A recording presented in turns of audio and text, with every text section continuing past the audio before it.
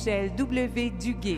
Alors là, on va faire la présentation de Mélanie Richard. Elle a d'abord œuvré comme infirmière clinicienne en santé mentale dans les hôpitaux avant de se consacrer à la pratique privée leader, rayonnante. Hein, c'est un beau communiqué. Oui.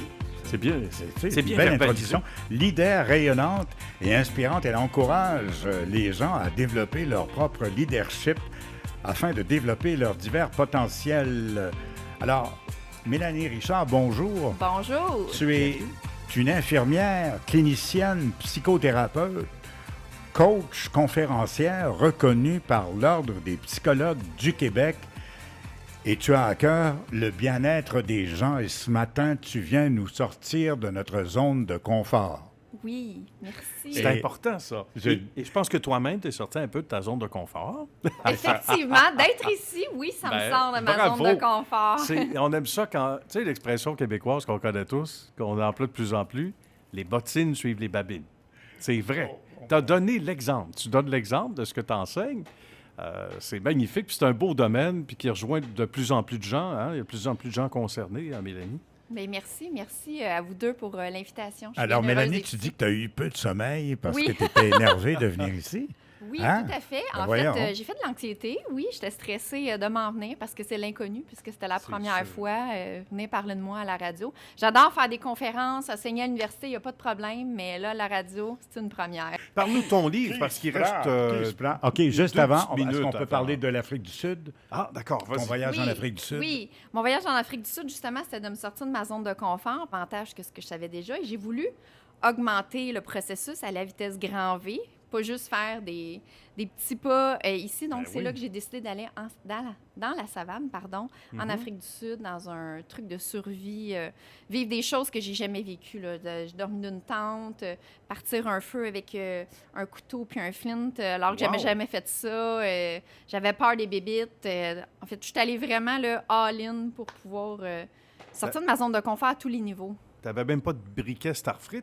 Non. Même pas? Non, c'était un couteau et un flint. On appelle ça un allume-pierre. Un allume-pierre. Oui. Puis là, t'avais quoi? T'avais un petit pack-sac avec toi, un petit havre-sac? Un pack-sac de 35 livres là, avec Mais c'est vrai que tu as tout un bagage en peu de temps, on va dire, en peu d'années, mais c'est un beau parcours. Puis ça, même si tu disais en entrant ici tantôt, puis on te croit sur parole, que tu es moins habitué de parler de toi, avec ce que tu as vécu là-bas, avec un peu ce matin, parce que tu es sorti aussi de ta zone de confort, bien, ça te donne, j'imagine, des clés supplémentaires à offrir aux gens que tu rencontres.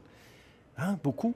Tu le dirais comme ça? Bien, en fait, je trouve que c'est de partager ce que moi... tu sais, je fais pas juste dire « faites telle chose ». Je l'applique moi-même aussi. Donc, c'est d'essayer d'inspirer les gens aussi à travers ce que je fais. Pas juste « c'est écrit dans un livre, faites ça ». Non.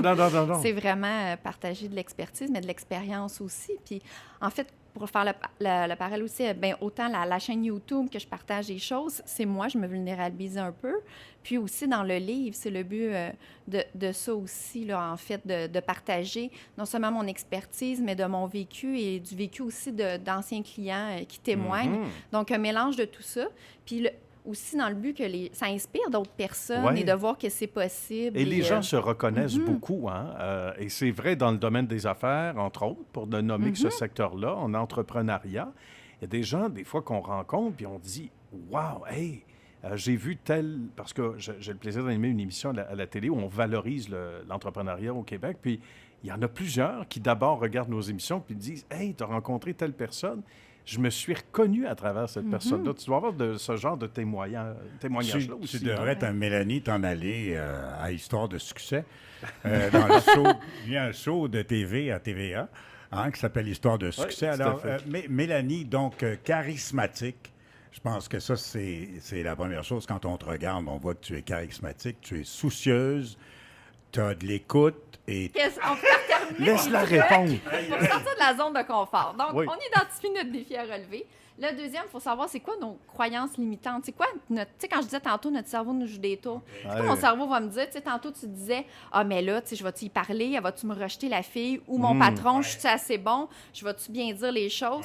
Donc, c'est quoi les fausse croyance que mon cerveau va me dire ou l'anxiété, Ouais. qu'est-ce qui va se passer qui va m'empêcher, qui va m'amener à éviter la situation.